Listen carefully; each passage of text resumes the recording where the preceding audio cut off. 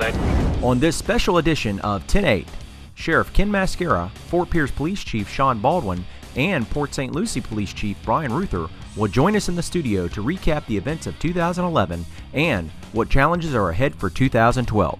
Don't go away, we'll be right back.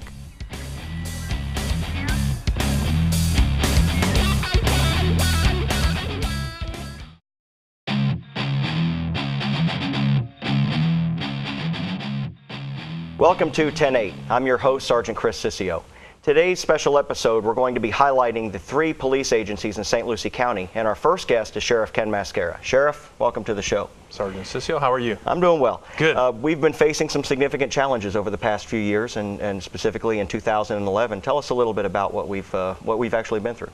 Well, after having numerous years with a declining crime stats, 2011 we actually faced increasing crime stats as it relates to burglaries and larcenies, and we can contribute that to the economy and crimes of opportunity.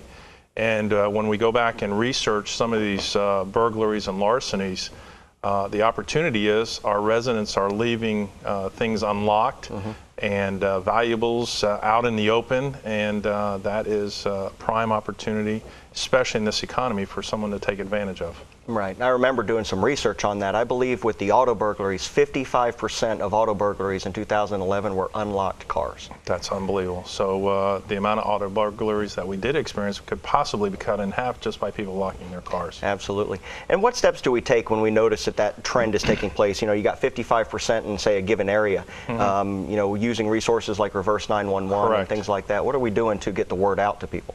Well, our deputies in a neighborhood, for instance, Lakewood Park this past year was hit with numerous home burglaries and auto burglaries. Our deputies went door to door to inform residents of the trend and to advise them to lock things, their valuables up.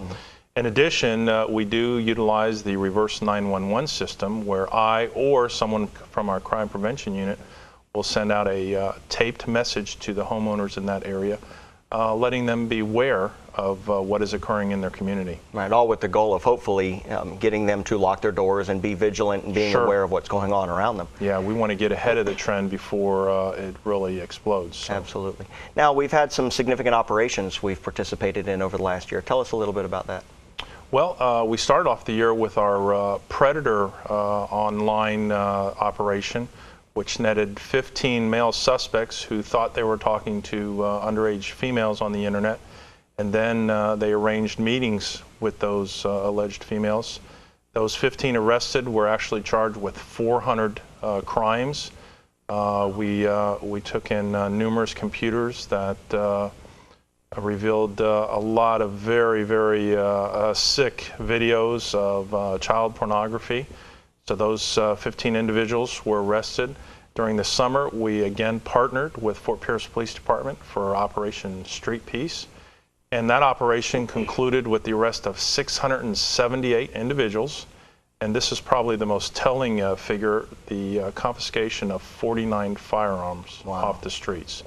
So it was a very successful operation over the summer. You know, we talk about the recovery of all of those firearms, and you equate that to the amount of violence that law enforcement has faced in the last year. 2011 was one of the highest rates of law enforcement officers killed. And how does that affect you in managing the sheriff's office and looking out for the safety of the deputies that you have? What a great lead, and because yes, when we're finding this amount of guns on the streets, what we have seen in the past couple of years is the violence has gone down, but the incidence of violence perpetrated on multiple officers has increased. And last year, as you mentioned, 173 law enforcement officers across the United States were killed. Here in Florida, we were the highest state for law enforcement officers killed with 14. And as sheriff, I just want to make sure our deputies are trained to the fullest potential, that they're equipped with the latest and best equipment, so that, God forbid, if they're ever placed in that type of encounter, that they'll be able to respond accordingly. Yeah, and there is a lot of training that goes into it. I believe in years past we have also provided the most amount of training as far as hours per officer invested in training them to prepare them for what they would encounter on the street. That is correct, and one of the most innovative things that we've done in the past couple of years is that active shooter training, which many deputies come up to me and say, you know, Sheriff, this is the best training we've ever had. And that's where you would know this, that we put deputies in a situation where they actually encounter someone with a gun that's firing back at them. Of course, it's all plastic bullets, but it's very real. Right. And it gives the deputy a sense of what's really going to happen in a situation like that. Yeah, it's good to have them prepared for the dangers that they would potentially encounter. And you can't take anything for granted, certainly not in today's society. And we've also had some significant accomplishments in the Sheriff's Office this year. Tell our viewers about that. Well, we were again voted the best place to work in St. Lucie County, which is a accomplishment. A lot of the employees take part in that survey, so a lot of them are happy to work there. We also were reaccredited for the 5th time. We're only the 2nd agency in the whole state of Florida to receive the Excelsior Award for reaccreditation. And again, we just have an agency that its members continue to be very active in the community and a part of our community. I'm very proud of them. Wow. Now, as sheriff, you also manage the jail, and you also manage security for the courts. What about some of the challenges that you face with the corrections avenues that you've been dealing with? Well, we currently have the jail on eBay. No, that's... and the bids are high. No bids yet. No bids yet.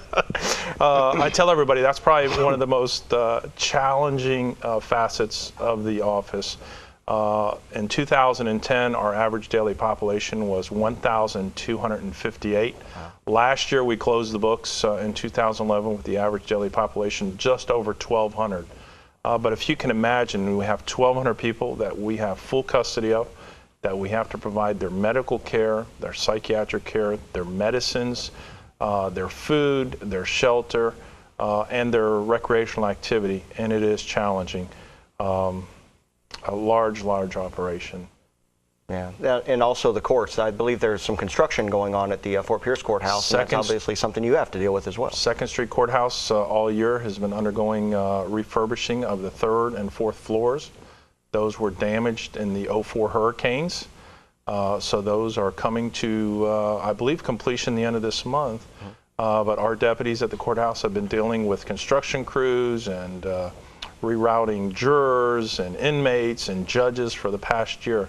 So it's been a very challenging year at the courts, but we got through it, and now as we look to 2012, we'll have 2 more floors that courts will be able to be utilized on the 2nd Street Courthouse. Now, is that going to require more personnel to be able to accomplish that? No, I think we have the deputies in place to accomplish that. So pretty much redeployment of the assets that you have to get the job Correct. Done. So more work, more work with less people or the same amount of people. That's right. Now, as we move into 2012 with the new year, there's going to be new challenges. And as sheriff, you're looking ahead to see what those challenges are. What do you face in the upcoming year?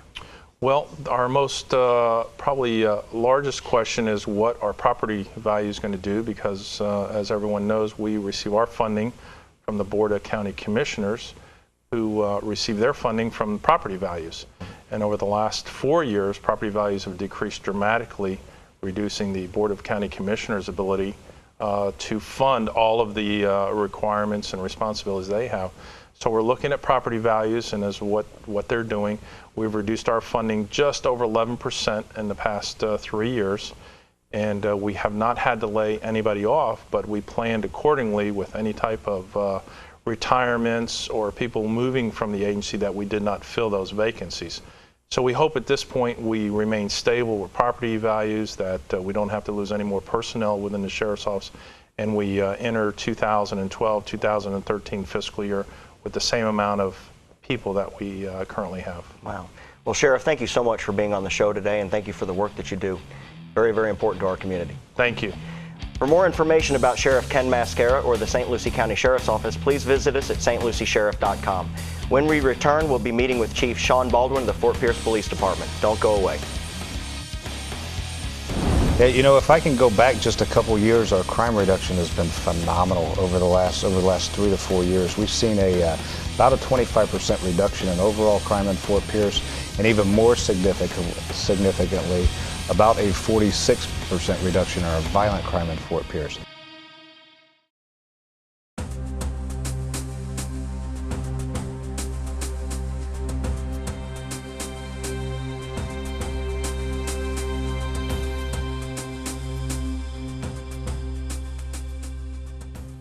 Welcome back to 10-8. Our next guest is Chief Sean Baldwin with the Fort Pierce Police Department. Chief, welcome to the show. Thanks for having me. You've seen some great things happen in the agency over the past year in 2011. Tell us about some of the positives that you've seen over the last year. Yeah, you know, if I can go back just a couple years, our crime reduction has been phenomenal over the last 3 to 4 years. We've seen about a 25% reduction in overall crime in Fort Pierce, and even more significantly, about a 46% reduction in our violent crime in Fort Pierce. Now, we've given some of that back over the last year. You know, this economy has been tough. Budgets have been tough, so we've had some challenges over the last year, but overall we're doing really, really good in terms of our crime statistics. Now, when you had the reduction in crime, was this due to a shift in deployment, just redeploying your assets in different locations of the city? Yeah, you know, it really was. One of our most successful programs was our innovative community-oriented policing program that was funded by the Fort Pierce Redevelopment Agency, and it provided us 14 additional officers that were out in the streets doing foot patrols, bike patrols, taking care of some of the gang problems we were having. It was really, really successful. Unfortunately, that's been one of our challenges, is that funding went away. You know, with the reduction in the tax base that we've suffered over the last 3 to 4 years, we've seen some of that funding go away. We've actually reduced our budget by about 26% over the last 3 years. That's a $4 million cut in the police department's budget, which has been tough. And we've lost about 35 positions. 25 of those were sworn officers. So that's been tough, and we've had to adjust to that and develop new strategies, but we're overcoming that. Now, with the challenges, obviously, with the economy, how has that affected staffing other than losing those positions? Again, you're redeploying those assets to different parts of the city? Yeah, we have had to we actually have less people now assigned to crime prevention and community policing, and more of our focus now is on the operational and meeting the emergency and the immediate needs of the community. And like I said, that has been a challenge for us. Fortunately, we've gotten some help. In the last year, we've gotten 2 grants, significant grants. We are now, the Fort Pierce Housing Authority is funding 2 positions that will go back into community policing and work specifically in the housing authority areas where we have had some crime problems, and they'll work specifically on those. We just started that program. We also got awarded a couple of months ago a grant from the U.S. Department of Justice COPS office. We got 5 positions, and we're hiring those people now. So in the next couple of months, we'll get them back into the community policing. So we'll be able to restore about half of the program that we lost due to the budget cuts. Wow. So a lot of positives has come out of a very tough situation, a challenging situation with the economy. I think all of us have seen this throughout government. We've had to learn how to be more creative, to operate leaner, and be more efficient, and still try to retain the effectiveness that we've enjoyed over the last, more than a decade in law enforcement, for sure. Now, there have been some significant operations that the police department has been involved in over the last year. Can you tell us about those? Yeah, you know, we have, in terms of trying to overcome some of the challenges that we've had in staffing, one of our most successful operations was over the summer. And we partnered with the Sheriff's Office, and some of the federal agents came out and helped us, but it was mostly the Fort Pierce Police Department, the St. Lucie County Sheriff's Office, and we did an operation that we called Operation Street Peace. 650 arrests, and we took over 47 guns off of the streets, and that is just incredible. And that was from the neighborhoods where we suffer the highest amounts of violent crime. So that was incredibly successful. We also did concluded about a 2-year investigation that we did into some of our gang activity, and arrested 5 of the gang leaders and charged them with, we call it RICO, racketeering, which is different. We don't normally address street crime problems using that tool, but it's been highly effective. All 5 of them are facing considerable time in prison, and we're just starting the trial processes with them, so we'll watch that as we go through the year. Very busy. Now, you before the show, we were talking about some of the youth programs that you're involved in, community programs. Tell us a little bit about those that you guys are doing proactively. Yeah, we're really proud of our youth program, and especially proud of our PAL program. It's been around for about 12 years now. Officer Pearson runs the program. It started as a simple boxing club with a couple kids and a couple coaches, and it's just evolved now into we're serving thousands of kids. A couple hundred kids a year come through the PAL Center. It's absolutely phenomenal. And the best news of all is PAL has moved from place to place over the years. It actually started out in the old YMCA, one of their outbuildings, and then moved to a shopping center, and then to industrial complex on North 2nd Street, and we're so grateful that we've had that housing. But finally, we actually worked with St. Lucie County. The city of Fort Pierce took custody of the old YMCA building on South 23rd Street. We spent about $250,000 of grant funding and parks funding to restore the building and the grounds. It's absolutely phenomenal, and it's Powell's new home. And we actually just did the building dedication last month. And it's absolutely incredible. So we got kids back on the basketball courts in there, kids out on the field. It's just going to allow the POW program to grow even more. And that's what our community needs, is activities for the kids. We work closely with the Boys and Girls Clubs. This will be another, similar feature in our community that kids are welcome to come to. So we're really excited about that. That's a pretty interesting concept, a partnership between law enforcement and the community, or even partnership between law enforcement and the youth, with the ultimate goal of educating our youth about our function in society, but also with the goal of keeping them out of trouble and keeping them out of harm's way and trying to raise them up to be productive members of society. Yeah, we get challenged sometimes on the boxing. Why would you teach kids boxing? It's not. Boxing isn't about the violence, it's about the discipline, right. And the character that it builds. We have got one of our boxers that came through the POW program is now fighting on the Olympics team. And we hope that he's going to go to the 2012 Olympics. He's got 1 or 2 more bouts that he's got to go through in order to qualify. But what just an incredible success. One of our kids that comes from our community is fighting on an Olympic team. And a great testimony to the POW program for helping him get there. Absolutely. Very good. Now we'll change channels now a little bit, going into some of the administrative things, accreditation, multi-agency coordination that you're working with other agencies. Right. Tell us about that. That's some of the boring stuff that's not as exciting as the wrestling and the bad guys, but it's important to our community.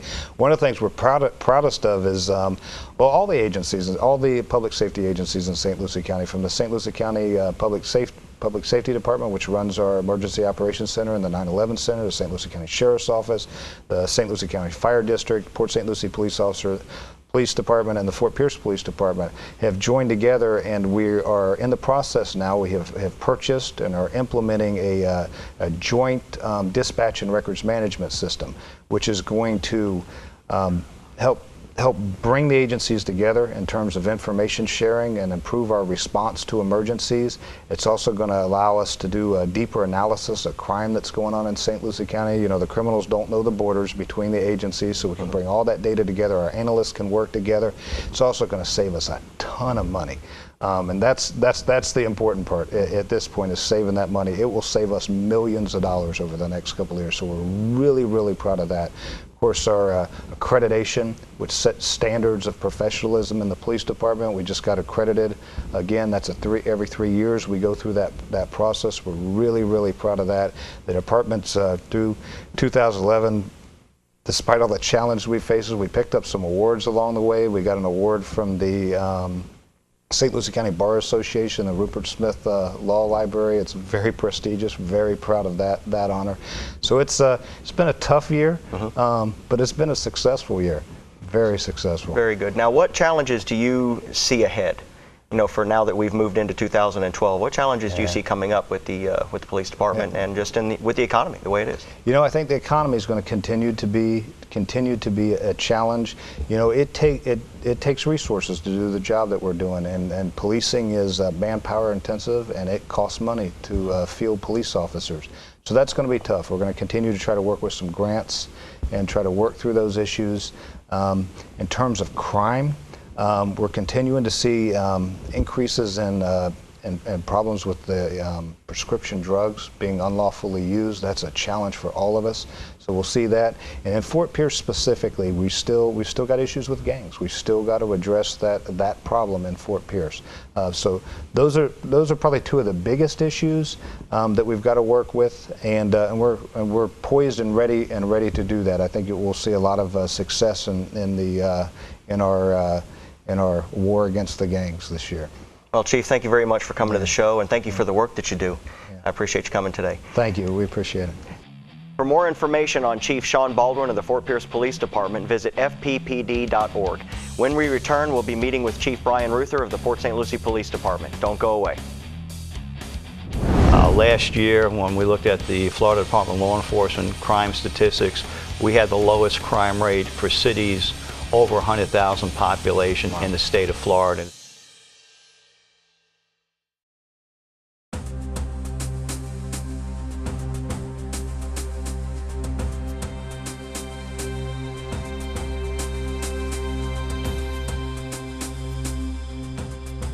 Welcome back to 10-8.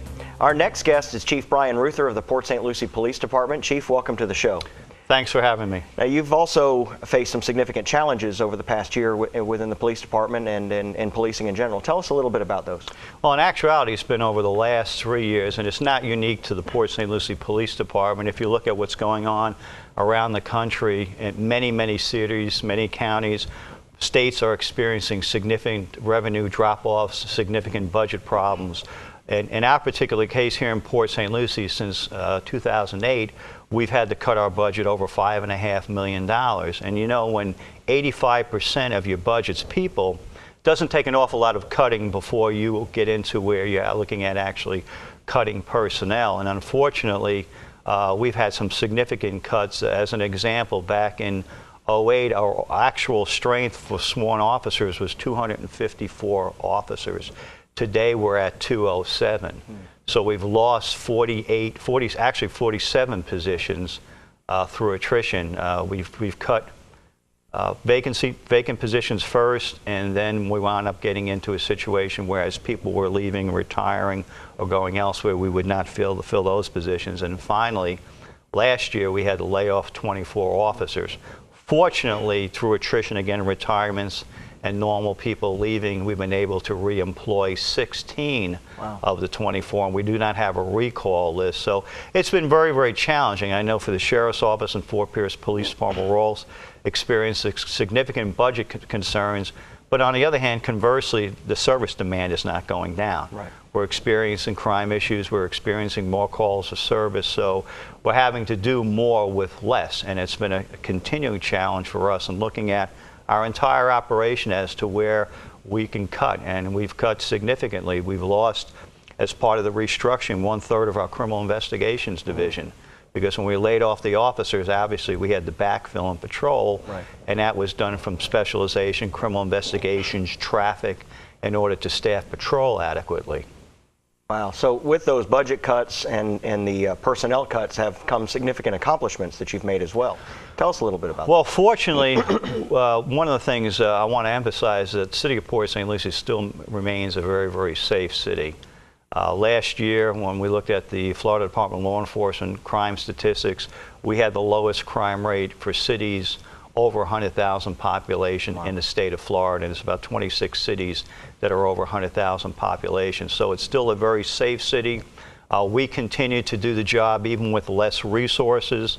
So I think the accomplishment in being able to still provide a high level of service to our citizens and also focus on the crime issues is an accomplishment in itself, because we've really worked very hard, really looked at data, information to make our decisions as to where we're going to deploy people, how we're going to respond to crime issues.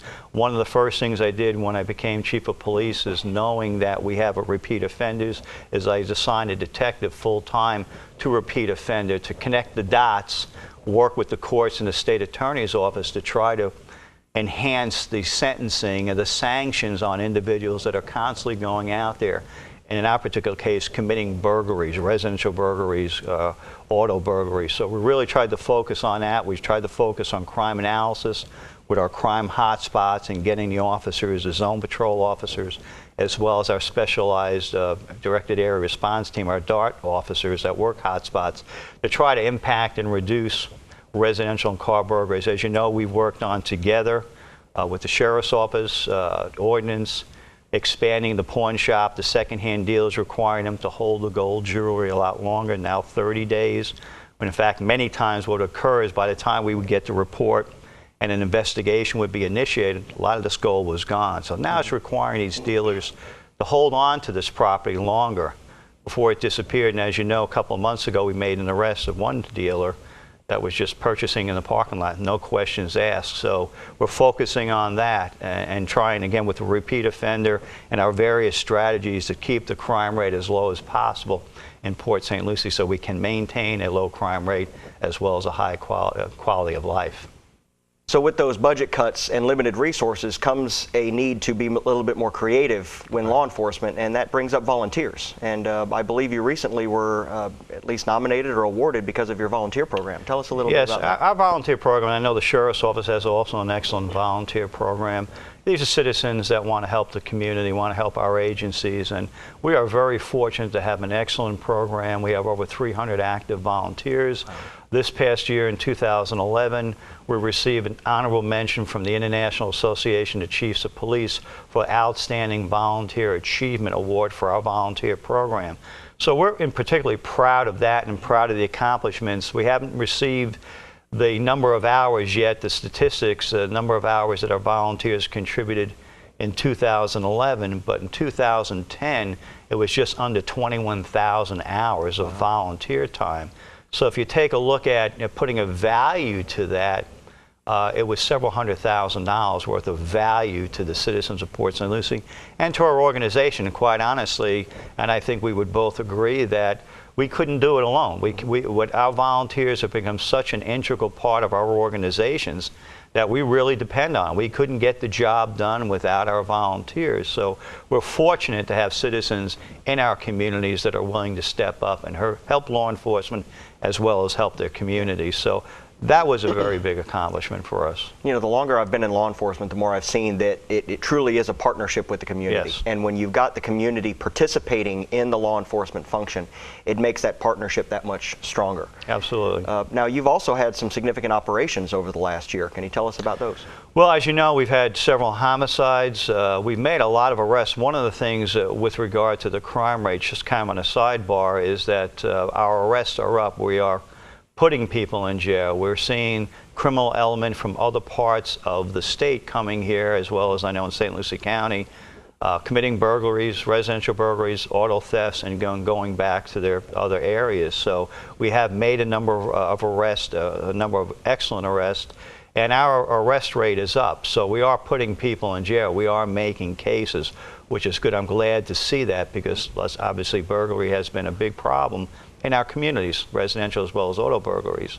That we've had several homicides this year, actually 5, and the homicides, from all our investigation, we have cleared 4 of them. Well, one's a double homicide. Have been all domestic violence related, which is a concern, obviously. But in looking at those cases, was one of those things where we had not had any law enforcement interaction, so they weren't on our radar screen. Because normally, you know, we have a domestic violence case that gets referred to our victim assistants to work with the victim, you know, on getting services, and if there's an arrest, working through the state attorney's office, the courts, to make sure that case is processed. Looking at those cases, none of the cases that they were in our system. That we had repeat domestic violence calls, and as you know, it's very difficult to prevent homicide anyway, and especially in a domestic situation. So those are major. One was a major, the double homicide, the Hadley case, and that made national news, brought national attention to our city. Not something that you want to have national attention for, but our investigators did an excellent job in working on that investigation, and that's at some point going to be going to trial. So we've had various operations with the Sheriff's Office. You know that we work cooperatively with our narcotics units, prescription drug fraud. We work very well together, crime analysis and sharing information. So we have an excellent working relationship, and it's one of these relationships where we depend upon each other in order to provide a high level of service in servicing our citizens here in St. Lucie County. So we're pleased with that. We're pleased with the work that's going on with both of our agencies, and the work that we're doing is trying to maintain a high quality of life in Port St. Lucie and a low crime rate. Chief, thank you very much for being on the show. Thank you. And I appreciate the work that you do as well. Thank you. For more information on Chief Brian Ruther or the Port St. Lucie Police Department, visit pslpd.com. On behalf of Sheriff Ken Mascara, Chief Baldwin, Chief Ruther, and the many hundreds of dedicated men and women serving you in law enforcement, we thank you for watching. Until next time, stay safe.